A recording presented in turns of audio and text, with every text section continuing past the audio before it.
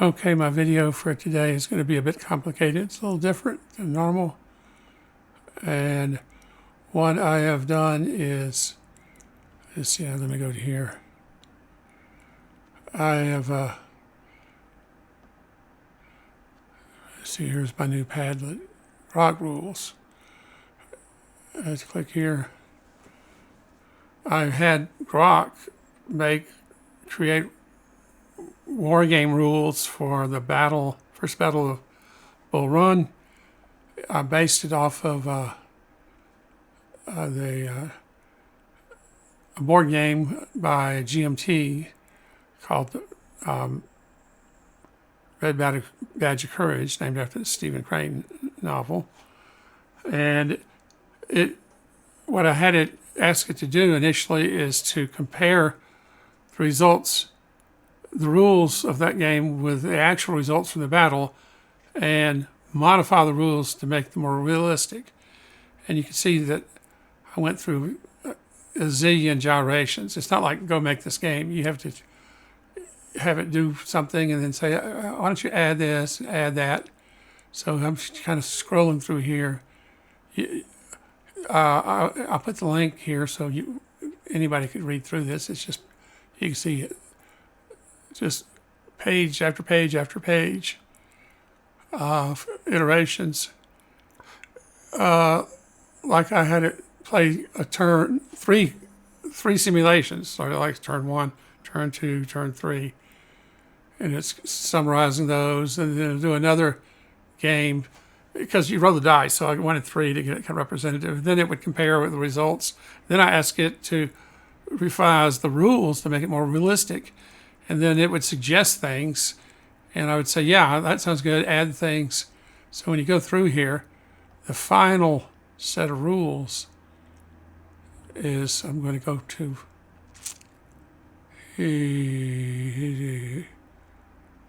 let's see, go to here, see if I can find all this stuff.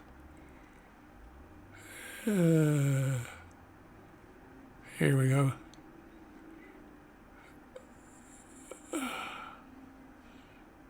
Here's the final set of rules. It'll just read you some of these. Ignoring orders, 5 to 10% chance. Union, 1 to greater than or equal to 8. Confederate, 1 to greater than or equal to 6. And firing, approximately 7. Okay, that's 1d10. I can't read this very good. So these are kind of rules, like command and control rules, a lot where they ignore orders and all this. So let me go back here. Why is this not going back? Speechify.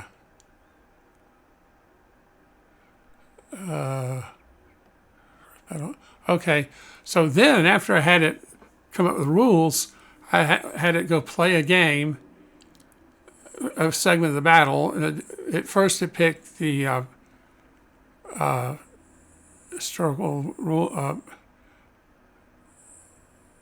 around, what's this? Sherman here. And all right, 3rd Brigade, 1st Division, Shade 8. July 22nd, 1861, subject and subject. Operations of the 3rd Brigade at Henry House Hill, July 21st. So that was, then I said, okay, have Sherman write an after report like he, in the style of his memoirs. So that's what this is. Hashtag after action report, Sherman's Brigade at Bull Run, July. Sir, I submit this report on the actions of the 3rd Brigade, comprising the 13th New York, 69th New York, and 2nd, Wisconsin, during the engagement at Henry House Hill from approximately 2 to... But this isn't what really happened. This is a summary that Grok has made from the game I played. It picked one of them. It played a bunch of them, but it picked one. I didn't tell it which one to pick. So this report is generated from the Grok created the rules of the game. Then it played the game. Then it wrote this after action review based on the events that happened during the game. So here's Hashtag got advance and initial engagement by 2:40 p.m. The brigade reached position 6. 6, within striking distance of the 6 would be the hex. It's a hex game. And the hexes are 100 meters apart. So that'd be hex 6 down, 6 across. hill. The 69th New York, led by Colonel Corcoran, opened fire on the 2nd Virginia at 200 yards. Their rifled muskets, though superior in range, were hampered by dense smoke from our own volleys and Confederate artillery, reducing visibility and accuracy. The enemy, entrenched on the hill, returned fire with vigor, and the 69th suffered immediate disorder, their ranks wavering. At 3 p.m., I ordered the 69th New York to press forward to position 8-8, hoping to exploit a perceived gap in the Confederate line. Colonel Corcoran, with characteristic zeal, advanced without awaiting confirmation, a decision that, while bold, exposed his regiment to flanking fire from the 2nd Virginia and canister from Imboden's battery. So you can see I had rules like don't follow orders and the smoke rules. I added all those. So Virtual Sherman is narrating a battle that never happened, but it's based on historical results from what did happen. So this is totally cool. So let me go back here and see, go back.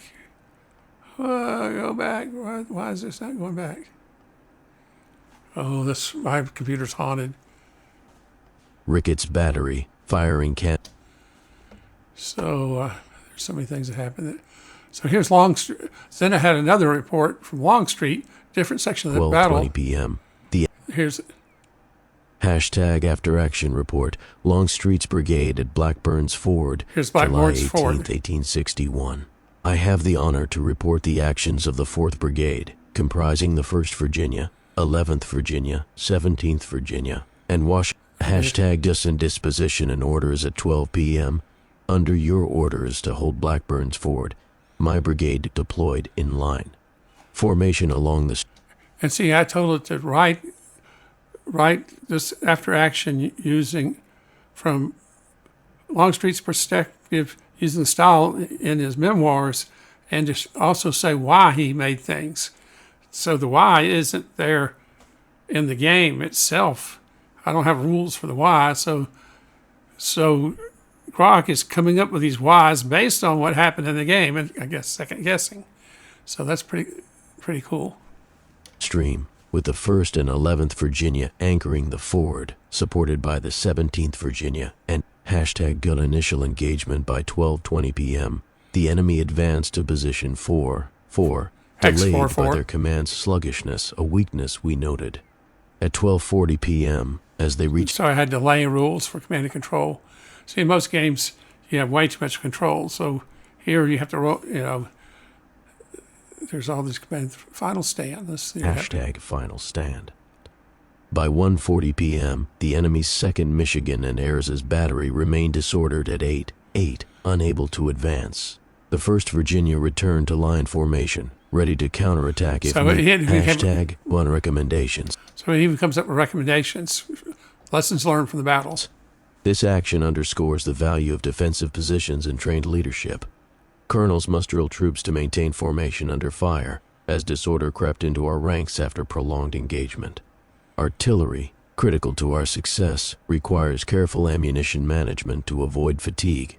Command delays, though less severe on our side, must be minimized through reliable...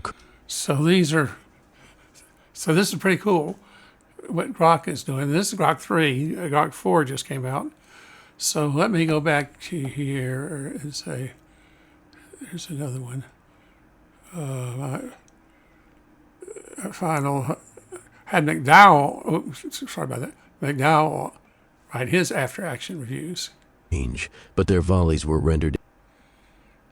Hashtag excerpt from After Action Report, Army of Northeastern Virginia at Bull Run, July 18th to July 21st, 1861.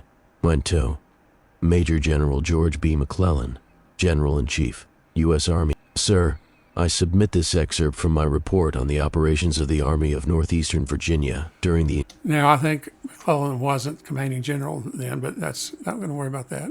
Engagements at Blackburn's Ford on July 18, 1861. Hashtag Blackburn's Ford.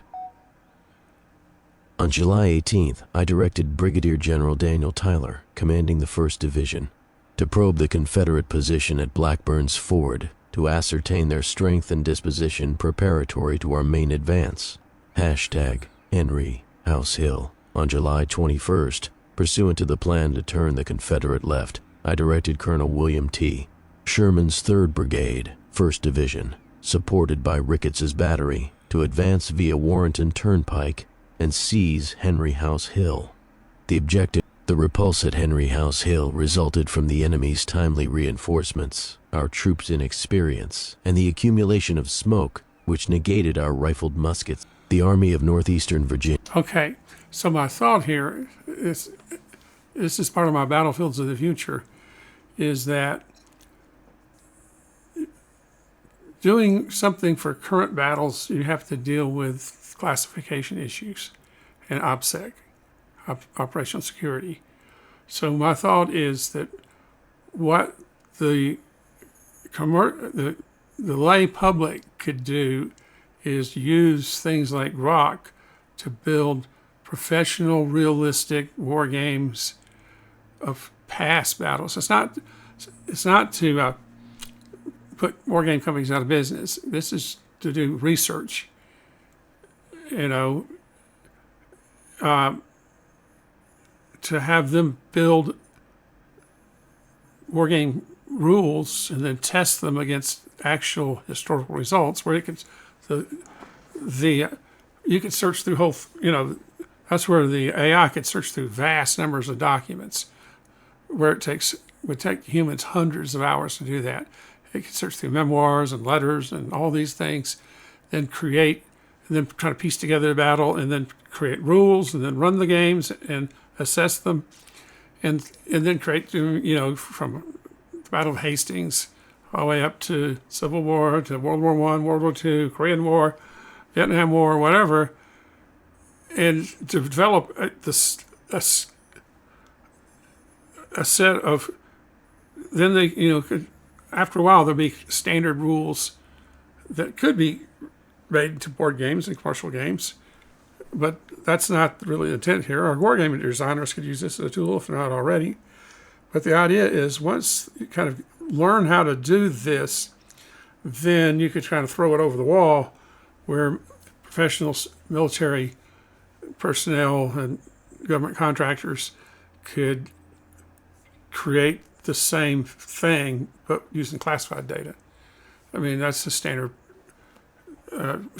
way of doing things. You build things at an unclassified level to get them working, because it's a pain to work with classified data.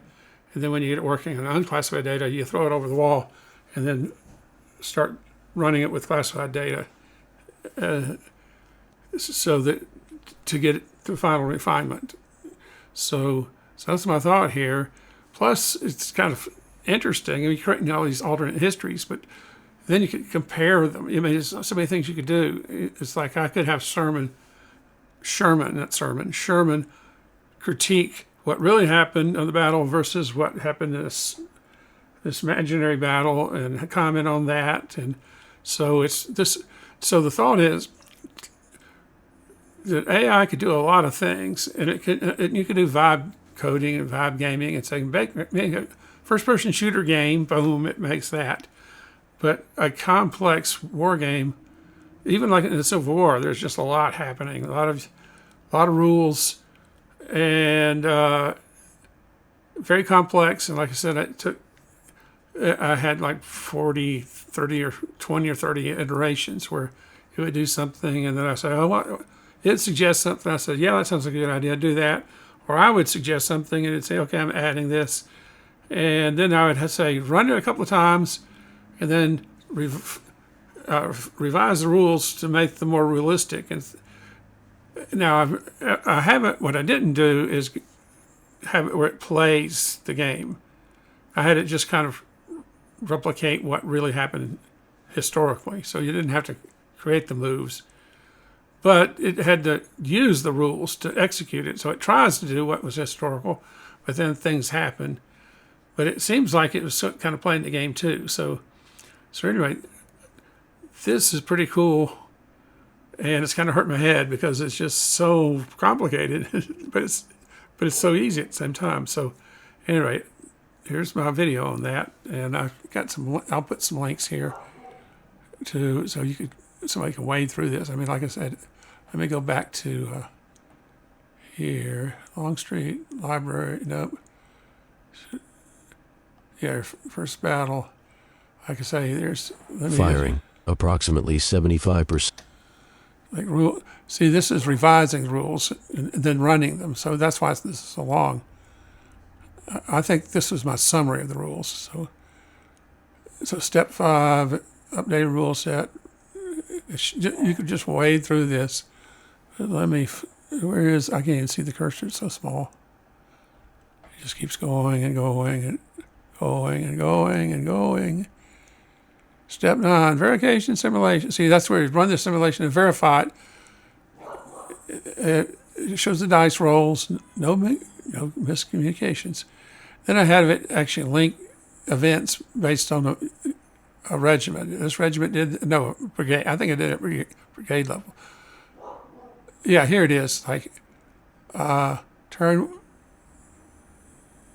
simulation 1, turn 1, unit orders delayed.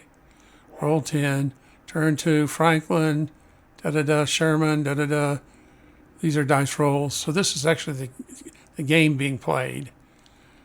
Outcome, casualties, position, simulation 2, turn 3, 4, 5, 6, 7, 8. Each turn's 20 minutes. Each hex is 100 meters. You can see here statistics, casualties, and then it would say analysis, Union casualties align well with historical. 800,000 Confederate casualties are low, a little lower than historical. And then it comes up with, I had like smoothbore versus, rules for smoothbore versus rifled musket, mini balls. And see, that's the whole thing. That's what I do. I say first I just said make gunfire rules. And then I said, let's break them up into rifled and with buck and shot, not rifle, but the smoothbore and buck and shot versus rifle and mini balls. And then I had like training level, your accuracy versus training. And the suggestion, you probably need to add artillery. I said, yeah, go ahead and add artillery. And so it just kept going on. Wind model. That's when I said add smoke and then add a wind model. So I didn't have to tell it how to make a wind model. I just said, add a wind model. So Grok added it. And I haven't checked these out to see if these are reasonable.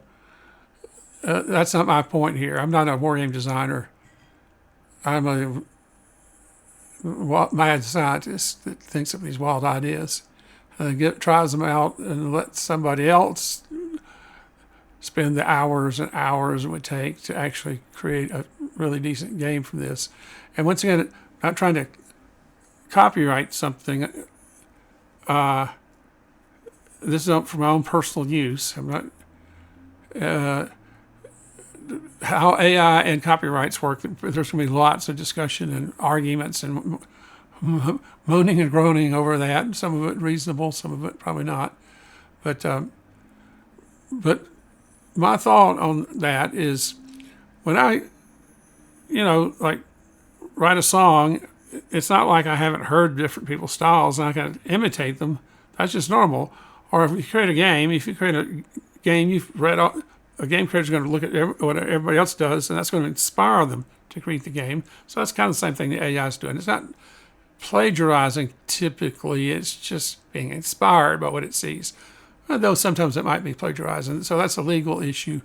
I'm not going there because this is not to create commercial products that you sell for money. This is just to do studies. And so at any rate, step 1, analysis, simulation of, and needed refinements. So here's where it's coming up with outcomes. It's saying Union route, Confederate victory, issues, Confederate losses too low, Union losses slightly low, smoke. So it suggests refinements. Adjust Confederate morale to 3, increase Union engagement by reducing communications chance. So it's adjusting, it's tweaking the rules. And so I can just come back and say, okay, that sounds good. Do the refinements.